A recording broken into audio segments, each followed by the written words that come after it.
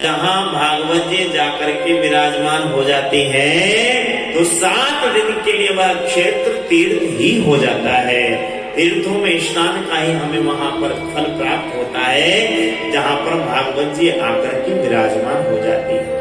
क्योंकि भागवत जी की कथा में सारी धाम, सारी नदियां और सभी देवता आकर के विराजमान होते हैं सूक्ष्म रूप से।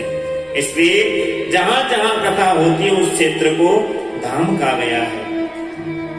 तो भगवान ही सबको देने वाले हैं, भगवान ही कर रहे हैं, भगवान ही करा रहे हैं। विश्वोत्पत्त्यादि हेतवे तापत्रय विनाशाय, 3 प्रकार के ताप हैं संसार के जीवों के।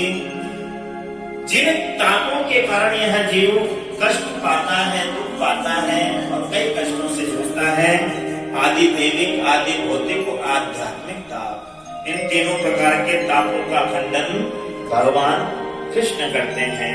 ऐसे भगवान श्री कृष्ण के चरणों में हम सभी प्रणाम करते हैं, वंदन करते हैं। दूसरे श्लोक में श्री सुखदेव जी का वंदन किया गया और तीसरे श्लोक में बड़ा ही सुंदर वर्णन श्रीमद् भागवत का शुभारंभ किया गया कि नैमिषारण्य की पावन भूमि है। ध्यान दीजिए, आज तो हम बाली की भूमि में बैठे हैं इंडोनेशिया में, लेकिन जो सर्वश्रेष्ठ भूमि हमारे भारतवर्ष में यज्ञ की बताई है, सत्संग की बताई है, ऐसी नैमिषारण्य की पावन भूमि नैमिषारण्य तीर्थ में 88,000 सोनकादिक ऋषि विराजमान है और 1000 वर्ष पर्यंत चलने वाला एक दिव्य यज्ञ का आयोजन चल रहा है।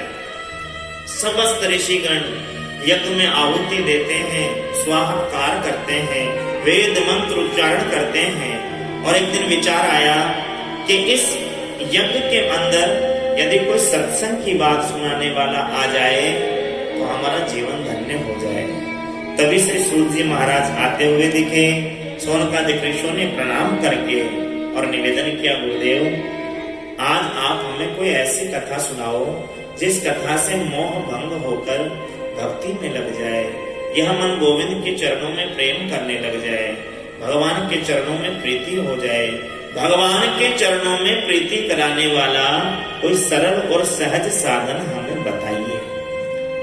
तब जाकर महाराज श्री सूत जी ने यह श्रीमद् भागवत ज्ञान गंगा का प्रकाश किया और कहा, ऐसी अद्भुत कथा श्रवण कराऊंगा जिस कथा को सुनने के लिए देवता भी लालायित रहते हैं। एक समय जब राजा परीक्षित को 7 दिवस में अकाल मृत्यु का श्राप मिला, 7 दिवस में जब अकाल मृत्यु का श्राप मिला तब राजा परीक्षित को लाया गया। राजा परीक्षित के लिए देवता अमृत का कलश लेकर के आए और कहा, अकाल मृत्यु का श्राप मिला है राजा परीक्षित को, आप इसे अमृत पिला दो और हमें यह भागवत कथा सुना दो। तब महाराज सुखदेव जी ने देवताओं से भी स्पष्ट कह दिया कि यदि श्रोता बनकर के आते तो अवश्य सुनाता, लेकिन तुम तो सौदागर बन के आए और सौदा तो समानता की वस्तुओं में होता है। कांच के टुकड़े के बदले क्या मणि मिल सकती है?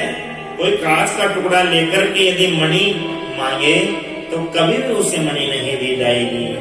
वह सुधा वह कथा लोके